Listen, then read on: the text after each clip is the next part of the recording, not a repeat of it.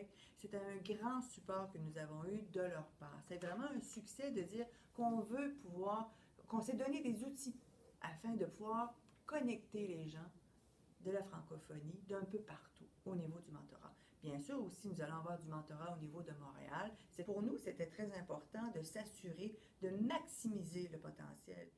J'aimerais aussi préciser que au début, lors de la première rencontre, c'est parfois difficile de briser la glace. On se demande, ben, comment nous allons faire pour pouvoir mieux se connaître. Et c'est peut-être en partant, là, on va vous avoir transmis le CV de vos CV, mentors et mentorés. Et il y a des éléments qui accrocheront sûrement votre attention, mais d'y aller franchement, d'y aller avec votre cœur pour vous présenter, parce que c'est une relation, oui, d'affaires, mais c'est une relation aussi personnelle.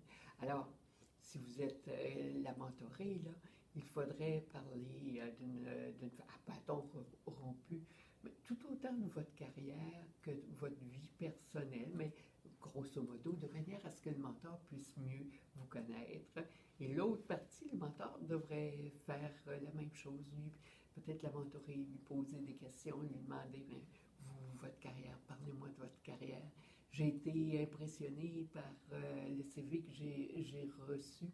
Alors, j'aimerais mieux vous connaître et déjà, j'éprouve déjà le goût de travailler cette relation avec vous, mais j'aimerais vous entendre. Alors ça, ces éléments-là vont vous permettre de briser la glace. Des fois, on peut être un peu, on peut se sentir un peu gêné dans cette première relation-là. Alors, ce serait des façons.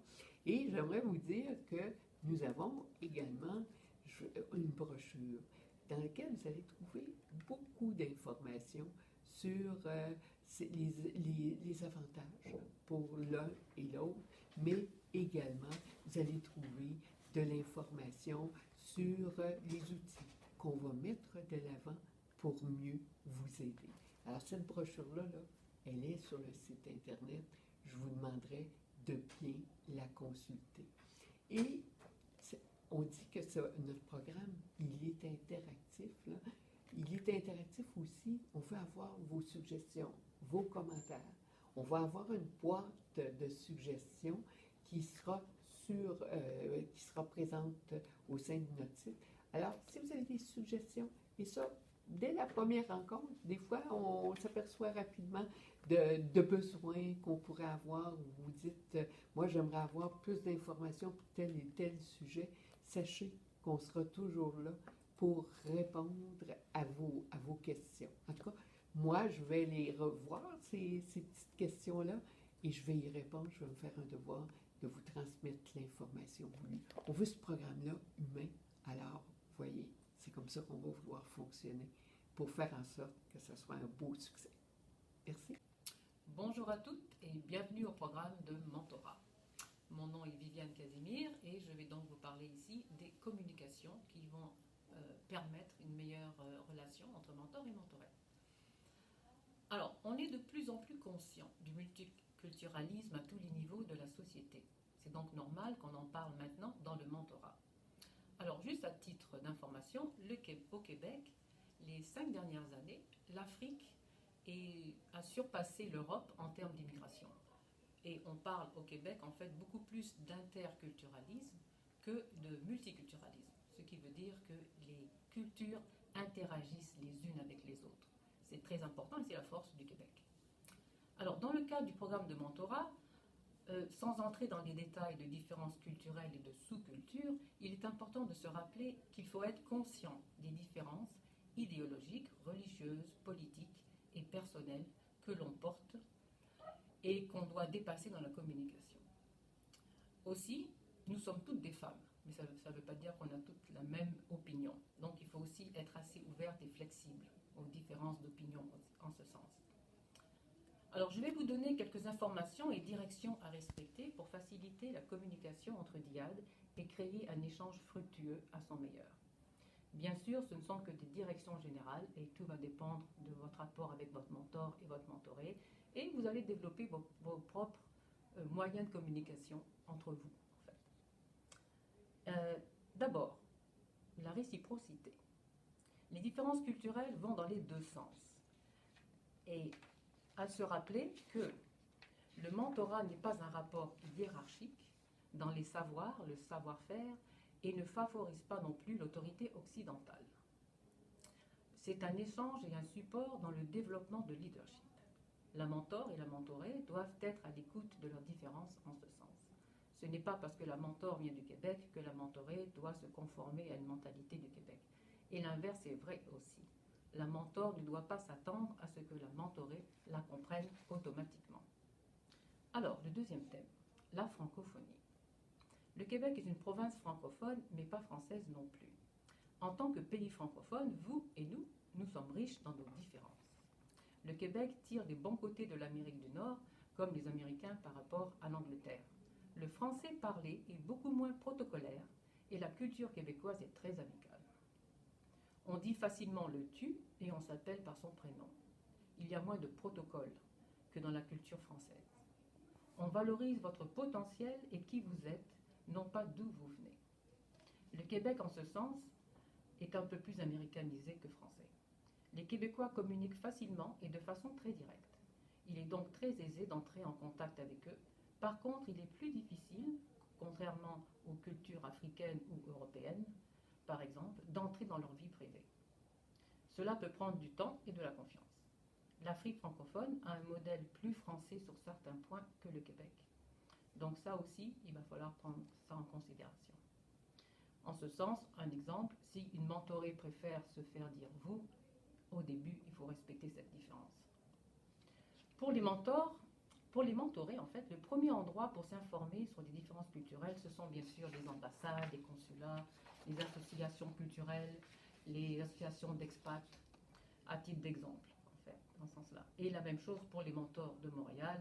Il y a aussi toutes sortes d'organisations ici que les mentors peuvent consulter. Alors, un autre thème, le niveau linguistique.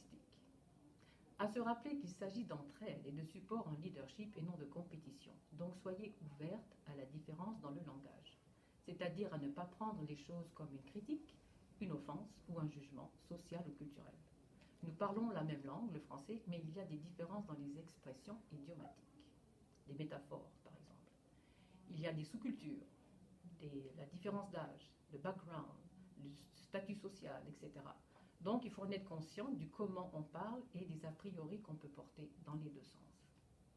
Il ne faut pas rester dans les clichés et dans les conditionnements.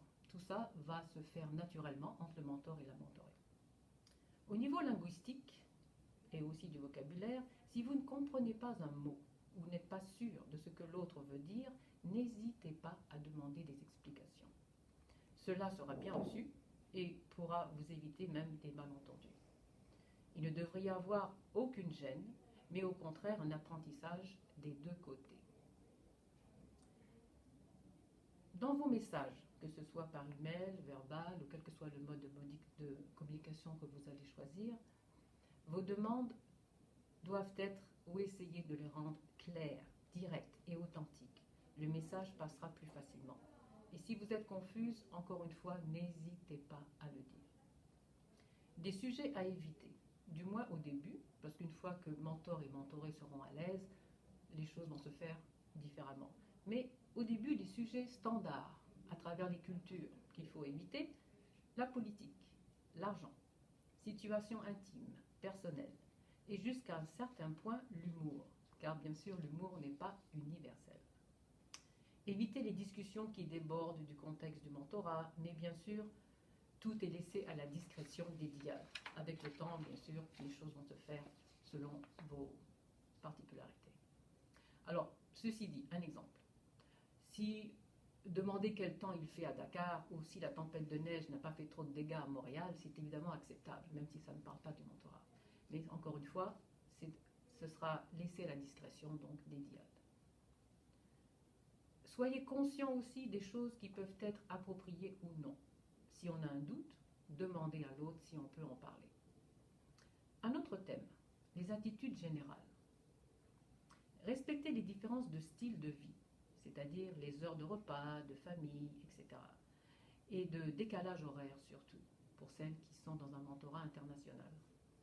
Mentor et mentoré, vous êtes toutes deux actives en affaires et avez un emploi du temps probablement chargé. Donc il faut respecter les heures des rendez-vous. Ça, c'est encore un point très important. Respecter les heures de rendez-vous. Aussi, respecter les journées fériées. Ce sont des cultures différentes, donc il y aura des vacances aussi qui ne seront pas forcément les mêmes.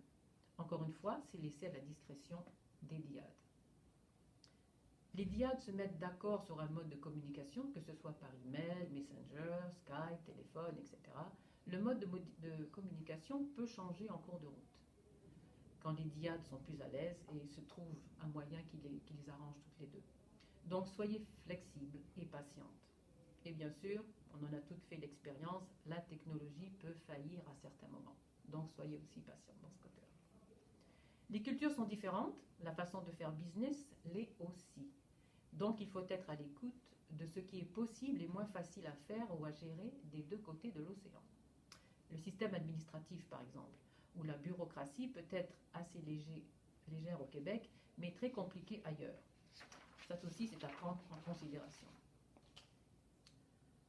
Alors, un autre thème, préjugés culturels. On a tous des idées préconçues et des a priori sur les différentes cultures, que ce soit en bien ou en mal. Des croyances qu'on porte, des principes, des clichés, ce genre de choses. Il faut être conscient soi-même de ce qu'on porte et essayer de les dissoudre dans la communication et dans son rapport à l'autre. Sinon, on communique mal et on crée des malentendus. Que ce soit une question d'âge, de culture, ou de background social, religieux, ou une arrogance occidentale. Des fois, on n'est pas conscient de ce qu'on porte. Alors soyez juste attentifs. Si vous êtes frustré à un moment dans votre communication à cause d'une différence culturelle, soyez consciente que c'est probablement votre bagage à vous qui a surgi à ce moment-là. Il faut discuter ouvertement de ce qui se passe et chercher à se comprendre pour arriver au but qui est en fait de s'enrichir l'une et l'autre. Généralement, dans la plupart des corporations, ils ont développé une liste de 5 façons de communiquer, style de communication comme on dit. Il y a ce qu'on appelle linéaire versus circulaire, direct, indirect. Je ne vais pas rentrer dans les détails, mais vous avez déjà une petite idée. Il y a des gens qui préfèrent donner des exemples concrets, d'autres qui préfèrent utiliser des exemples théoriques. Il y a d'autres personnes qui préfèrent passer directement dans le message, d'autres qui préfèrent passer par une tierce personne pour amener une discussion. Donc tout ça, soyez à l'écoute. Des fois c'est culturel, des fois c'est personnel. Alors même ça, malgré tout ce que vous pouvez trouver sur l'internet et des livres sur la communication entre les cultures, bien souvent aussi ce sont des clichés et des a priori. Alors c'est à vous vraiment d'établir votre propre rapport entre mentor et mentoré. Merci à toutes et bon succès. Bonjour, Marina Marcha de l'Institut de Leadership. C'est la première année que BPW et l'Institut sont partenaires et nous sommes vraiment très fiers. Et aussi, BPW offre pour la première année le programme de mentorat. Pour vous offrir le meilleur service, nous organisons des évaluations après chaque rencontre entre mentor et mentoré, mais aussi nous mettons à disposition une boîte à suggestions anonyme pour tous vos commentaires, questions ou remarques. Le but est vraiment de s'ajuster à votre besoin pour en tirer le meilleur de vous-même.